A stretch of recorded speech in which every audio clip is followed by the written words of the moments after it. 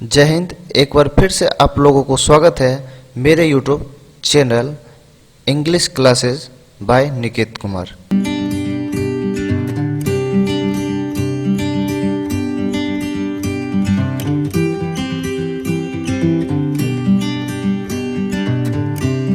जिसमें यहाँ पर आप सीखेंगे रेनबो बुक से related story of English, composition, grammar, question bank, model set, that's all. और इन सभी का ऑब्जेक्टिव और सब्जेक्टिव दोनों को यहाँ पर डिस्कस करने वाले हैं और दोनों 50-50 मार्क्स का एग्जाम में आता है। तो चलिए without waste the time video को स्टार्ट करते हैं।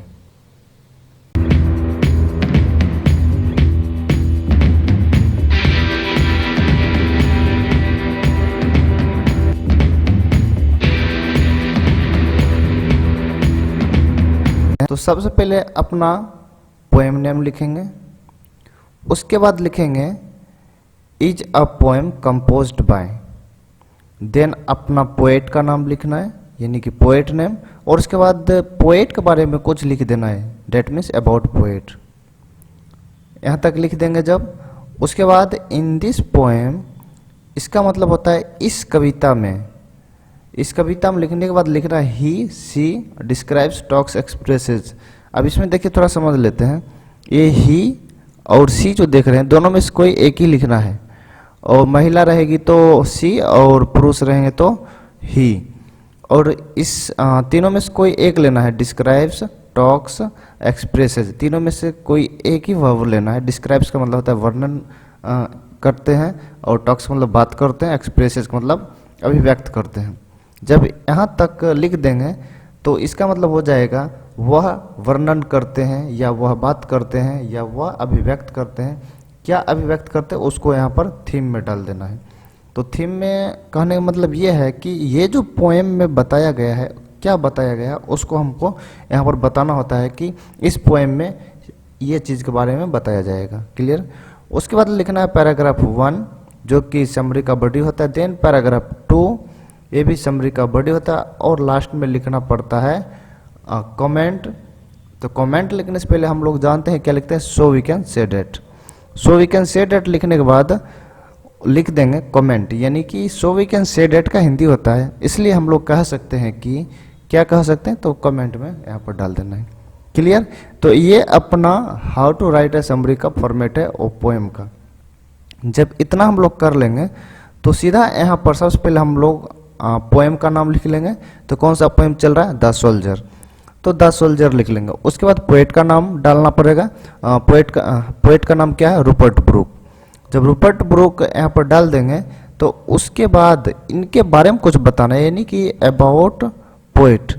अब पोएट के बारे में कैसे बताएंगे, he was an English soldier and also poet famous for his war सनेट।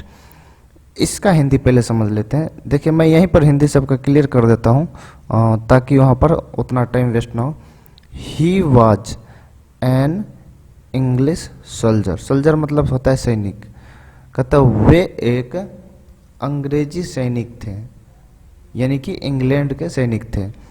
And also, और कहता साथ ही साथ, पोएट, कहता वो जो कवि थे, फेमस फॉर हिज वार सनेट। वार मतलब होता है युद्ध।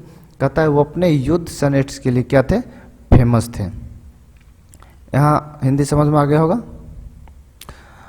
अब चलते हैं थीम की ओर। अब थीम में क्या डालना है, ये बेसिकली ये जो पोएम है किसके ऊपर है वो यहाँ पर डाल देना है। तो थीम में वो कहते हैं ही टॉक्स, मतलब वो बात करते हैं अबाउट के बारे में। किसके बारे में, वो किसके बारे में बात करते हैं, हीज अफेक्शन, यानी कि अपने स्नेह और सेक्रीफाइस। कहता है वो अपने स्नेह और बलिदान के बारे में बात करते फॉर द कंट्री। कहता है देश के लिए जो बलिदान देते हैं, उसके देश के प्रति जो स्नेह है उनके बारे में यहाँ बात करेंगे। कौन, रूपर्ट ब्रूक।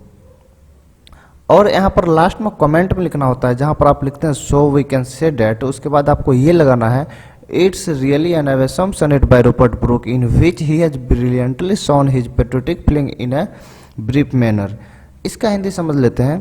यहाँ पर लिखा है इट्स रियली, कहता है यह वास्तविक में, सचमुच में, एन awesome कहता अद्भुत सनेट, एन अवेसम सनेट, कहता एक अद्भुत सनेट। सनेट का मतलब होता है 14 लाइन का जो पंक्ति होता है उसको हम लोग सनेट बोलते हैं। कहता अद्भुत सनेट है, किसके द्वारा, यानी कि बाय का मतलब द्वारा, तो किसके द्वारा, रूपर्ट ब्रूक के द्वारा ये अद्भुत सनेट है। कहते इन विच का मतलब जिसमें, ये मैं हर वीडियो में मैं ये कोशिश रखता हूँ कि कॉमन सेंटेंस सब में रहे ताकि आप लोग को याद हो जाए। इन विच जिसमें ही has brilliantly sound his patriotic feeling in a brief manner. कहता है इन विच जिसमें उन्होंने शानदार पूर्वक अपने देशभक्ति की भावनाओं को दिखाया है इन अ ब्रीफ मैनर, कहता एक संक्षिप्त मैनर में। ओके, तो जब इतना बात आपको याद हो जाएगा तो समरी लिखने में कोई प्रॉब्लम नहीं। क्यों? क्योंकि आपको यहाँ पर देखिए पोएम का नाम मिल गया है, पोएट का नाम मिल गया है, और उसके बाद अबाउट पोएट यानी कि पोएट के बारे में लिख देना है, थीम मिल गया, कमेंट लिख दिया, बाकी बचता क्या है, only paragraph 1।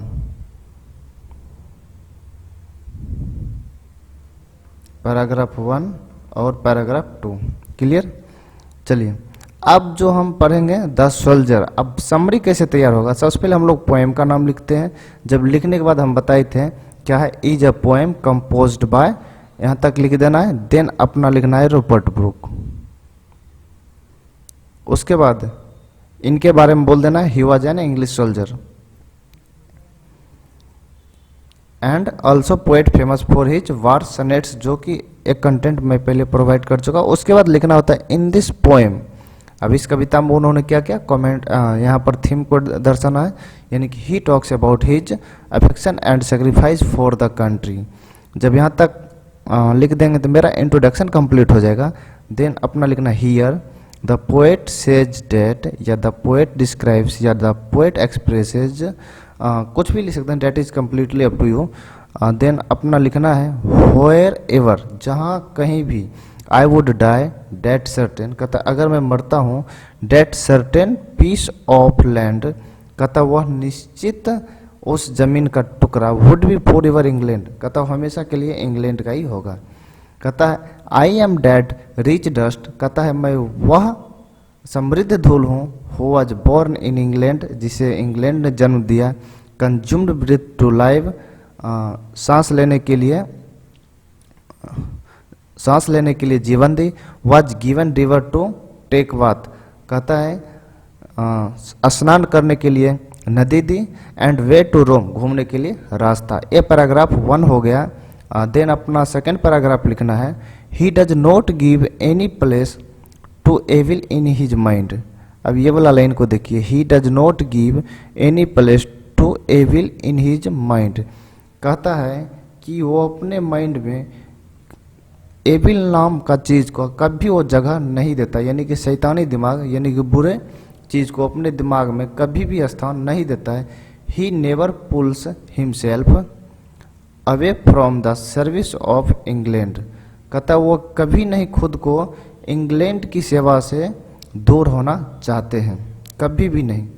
He wants a country, कहता वो एक देश चाहते हैं जहाँ, वेयर मतलब यहाँ पर जहाँ, there would be peace everywhere, कहता जहाँ हर जगह शांति होना चाहिए। And people would live in an English heaven, कहता है कि पीपुल को जो है एक इंग्लिश हेवन में रहना चाहिए। इंग्लिश हेवन का मतलब क्या, अंग्रेजी स्वर्ग में रहना चाहिए। वो अपने देश को स्वर्ग में रखना चाहते हैं। कौन? Rupert Brooke. तो ये जो पोएम था मुख्य रूप से एक देशभक्ति के ऊपर था। इन्होंने इस कविता में रूपर्ट ब्रूक ने एक देशभक्ति को प्रस्तुत किया। तो चलिए हम लास्ट में क्या लिखते हैं, so we can say that. जब so we can say that लिख देंगे तो उसके बाद जो कमेंट मैंने आपको दिया उसको यहाँ पर डाल देना है। तो कमेंट था इट इज़ रियली, यहाँ पर डेट काट दीजिए, it's really an awesome sonnet by Rupert Brooke, यही था। In which he has brilliantly shown his patriotic feeling in a brief manner. तो यहाँ तक आपको इसमें से जो है आपको 50% ऐसे ही याद रहता है, यानी कि ये फॉर्मेट से ही आप समरी तैयार कर सकते हैं। ओनली 50% याद करना पड़ता है। उसका भी मैं हिंदी कॉन्सेप्ट यहाँ पर बताया हूँ। तो अगर आपको प्रॉब्लम होता है हिंदी समझने में तो एक दो बार वीडियो को देखिए, दोनों को दोनों पैराग्राफ आपको याद हो जाएगा। जब दो पैराग्राफ याद हुआ तो आपको इंट्रोडक्शन कंप्लीट होता है और लास्ट आपका कमेंट कंप्लीट हो जाता है। तो इस तरह से आपका समरी कंप्लीट। तो चलिए आज के लिए इतना ही, एक बार फिर से मिलते हैं नेक्स्ट वीडियो में। जय हिंद।